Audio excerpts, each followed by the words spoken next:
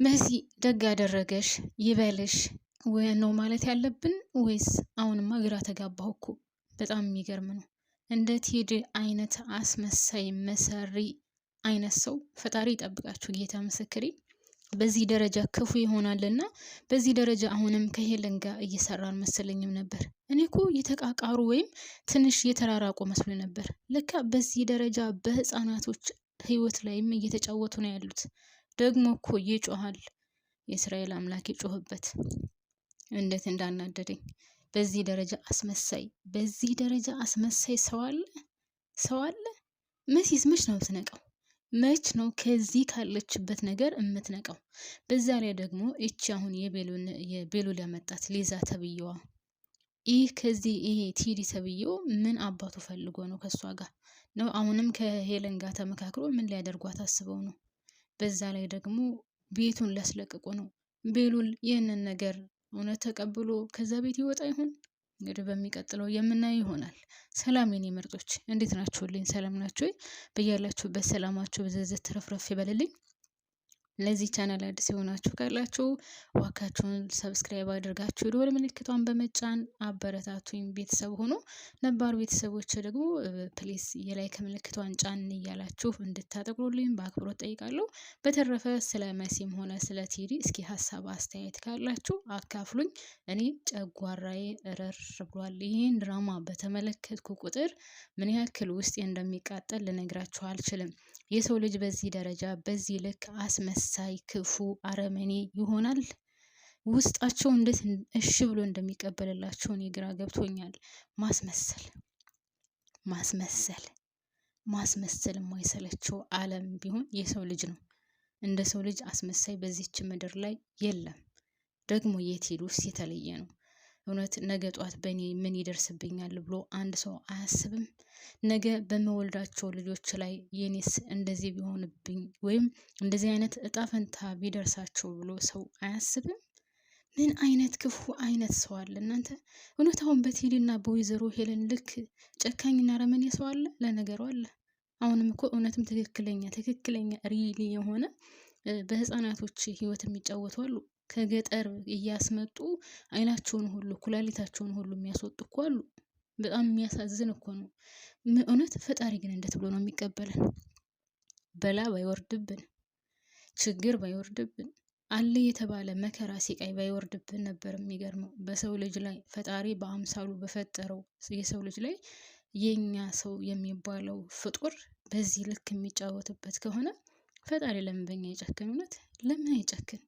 እንጃ። በጣም የሚገርመው በጣም የሚያሳዝነው የማስመሰልም ልክ አለው፣ የመዋሸትም ልክ አለው። የሰው ህይወትን ለማጥፋት ወይም የሰው ህይወትን ለመመሰቃቀልም ልክ አለው። ጌታ በዚህ ልክ ርቆ መሄድና በዚህ ልክ የሰውን ህይወት መመሰቃቀልና ማጥፋት ግን እኔ እንጃ አላቅም። በጣም ከባድ ነው። አሁንም ቢሆን መሲ ትንሽ መንቃት አለባት። እንዴት እንደምትታለል አላቅም። እንዴት ሰው በሁለት ቃልና በሶስት ቃል ይታለላል? በሁለት አረፍተ ነገርና በሶስት አረፍተ ነገር ምን ሲሆን ነው የሚታለለው? ቲዲ የተጫወተባት እንደሆነ እኮ በጣም ብዙ ምልክቶች አሉ። መጀመሪያ ከዛ ቤት ስገባ የጡት መያዣ አግኝታለች። በሚቀጥለው ስትመጣስ ቤቲ ተብዬዋ ደውላ አናግሯት አይታለች። በሶስተኛው ቀን ስትመጣ የሆነ አርቲፊሻል ጌጣጌጥ የእጅ አግኝታለች። አሁን ደግሞ ደውላ ስታናግረው አልመጣም ብሏታል። እንደውም ውሎ ሲመጣ ውሎ ሲመጣ አይደለም ቁርስ እየሰራች እያለ ቁርሱ አልደረሰም ወይ ብሎ ነው ሲጮህባት የነበረው። በተፈጠረው ነገር ደግሞ እንኳን አይደለም ይቅርታ ሊጠይቃትና ሚስቴ ነሽ ምን ችግር አለ? ወደፊትም የሚፈጠር ነገር ነው ያላት።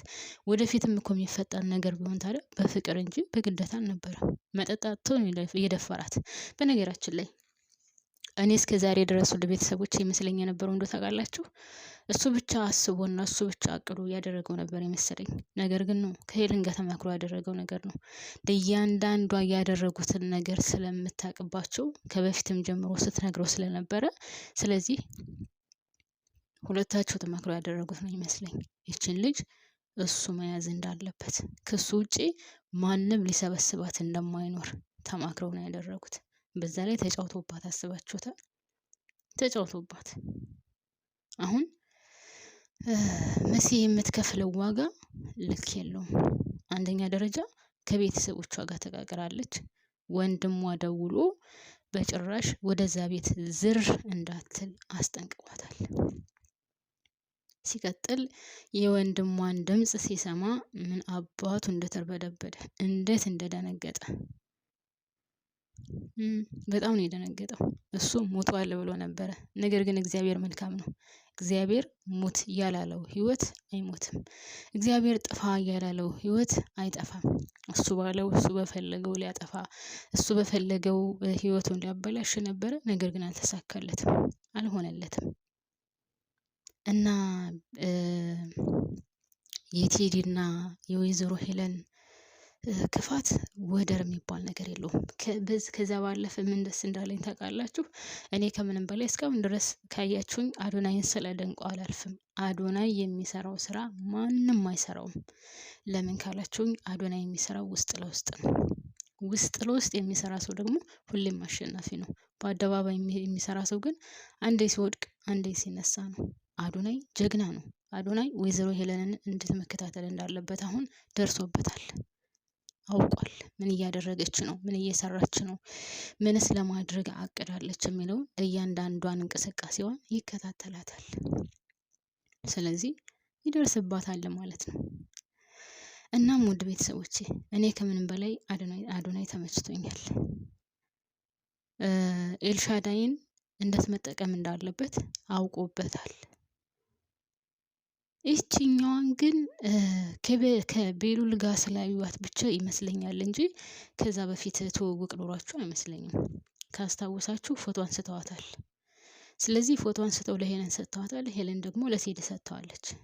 ቴዲ ነው፣ ለዛም ነው ቴዲ ደውሎ የኔ ማር የኔ ቆንጆ እንዳንቺማ ከብሮ የለም ምናምን እያለ ሲጫወትባት የነበረው። ስለዚህ ምናልባትም ይችንም ቢሆን የሆነ ቦታ አስቀምጦ ደግሞ ሊጫወትባት ይችላል። መሲን ከአንድ ቤት ያችኛዋን ከአንድ ቤት አድርጎ እቃቃ ሊጫወትባቸው ይሆናል፣ አይታወቅም።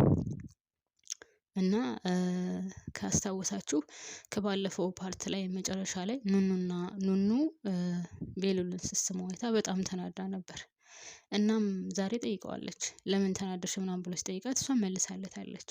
ምንድን ናችሁ ግንኙነታችሁ ምንድን ነው ብለዋለች።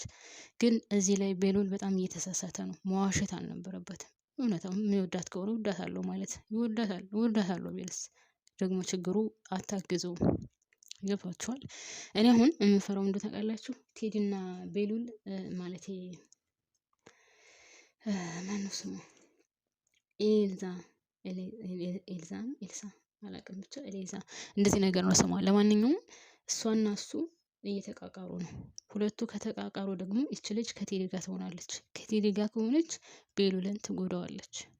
ይህ ከበፊትም ብየዋለሁ። ይች ልጅ ከቤሉል ጋር እየተራራቀችና እሱ ከኑኑ ጋር በሆነ ቁጥር